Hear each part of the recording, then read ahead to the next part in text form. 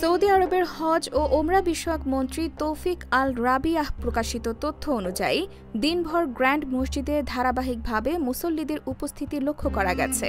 ফজরের নামাজে 5,92,100 মুসল্লি, জোহরে 5,18,000, আসরে 5,47,700, মাগরিবে 7,10,500 মুসল্লি এবং এশা ও তারাবিতে 7,32,700 মুসল্লি ছিলেন।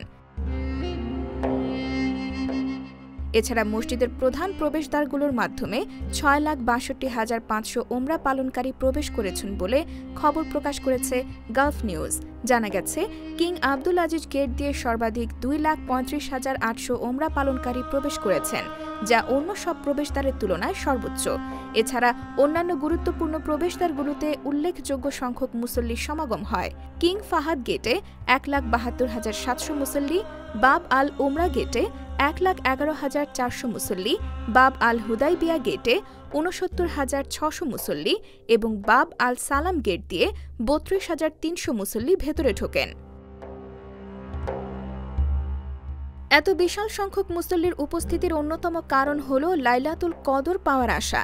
ইসলামী বিশ্বাস অনুযায়ী শেষ দশকের বেজোড় রাতগুলোর মধ্যে লাইলাতুল কদর থাকার সম্ভাবনা বেশি, যা 1000 মাসের চেয়েও বেশি ফজিলতপূর্ণ। এই বিশেষ রাতের বরকত লাভের আশায় অনেক মুসল্লি ইচ্ছাকৃতভাবে গ্র্যান্ড মসজিদে নামাজ আদায় করতে আসেন।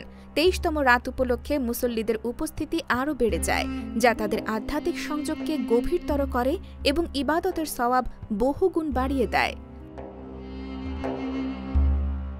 এদিকে সৌদি হজ ও ওমরা মন্ত্রণালয় মুসল্লিদের নিরাপত্তা ও স্বাচ্ছন্দ্য নিশ্চিত করতে উন্নত ভিড় নিয়ন্ত্রণ ব্যবস্থা ও ডিজিটাল পর্যবেক্ষণ প্রযুক্তি ব্যবহার করছে। এতে মসজিদের বিশাল পরিসরে চলাচল সহজ এবং সুশৃঙ্খল রাখা সম্ভব হচ্ছে।